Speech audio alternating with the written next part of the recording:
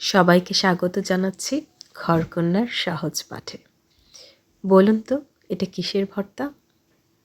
বলতে পারছেন না? এই ভর্তাটা আমি প্রথম খেয়েছিলাম আমার ক্যাম্পাসের বটতলায়। এরপর খেয়েছি আমার শ্বশুরবাড়িতে। আমাদের বাসায় অতটা বানাতো না। তো চলুন দেখি এটা কিভাবে বানায়। প্রথমে প্যানে সরিষার তেল গরম করে ভেজে নিচ্ছি শুকনো মরিচ। একদম লাল করে শুকনো মরিচগুলো ভেজে নিলাম। ভর্তা একটু ঝাল না হলে তো চলে না। তারপর এখানে দিয়ে দিচ্ছি পেঁয়াজ কুচি।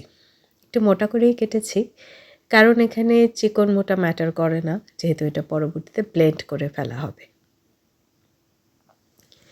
আর মরিচগুলি কিন্তু আমি লবণের ডিব্বায় রেখেছি, তাতে করে মুচমুচে থাকবে। এরপর দিয়ে দিচ্ছি রসুন কুচি। রসুনগুলি এরকম একটু পাতলা করে কেটেছি, যাতে করে খুব সহজেই ভাজা হয়ে যায় আর ভেতরের পানি যেন একদমই না থাকে। দিয়ে দিচ্ছি আদা কুচি আর দুটো কাঁচামরিচ। এরকম লাল করে ভেজে নিয়েছি যেন ভেতরে কোনো পানি না থাকে। তারপর চেপে চেপে তেলগুলি সরিয়ে এটাকে একটা বাটিতে রেখে দিব।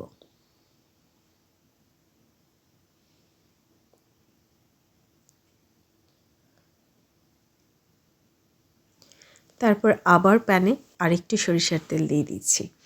এই তেলটা গরম হলে কুচি করে রাখা মুরগির বুকের মাংস দিয়ে দিচ্ছি। এটাকেও একটু খুব ভালো করে ভাজতে হবে, একটু হাই হিটে, যেন ভেতরের পানি পুরোপুরি শুকিয়ে যায়।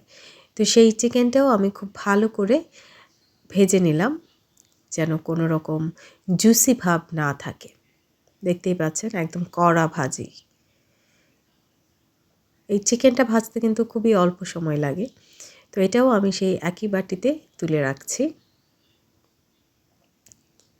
এখন আমি এই পুরো সবগুলোর মধ্যে দিয়ে দিব অল্প একটু লবণ। আচ্ছা, তার আগে যে মরিচগুলি ভেজে রেখেছিলাম সেই মরিচগুলি এখানে আবার দিয়ে দিচ্ছি। সবগুলি না, অল্প কয়টা দিচ্ছি, আর যদি প্রয়োজন হয় তাহলে পরবর্তীতে আবার দিব। আর দিয়ে দিচ্ছি লবণ। তারপর এটাকে খুব ভালো করে ব্লেন্ড করে নিচ্ছি।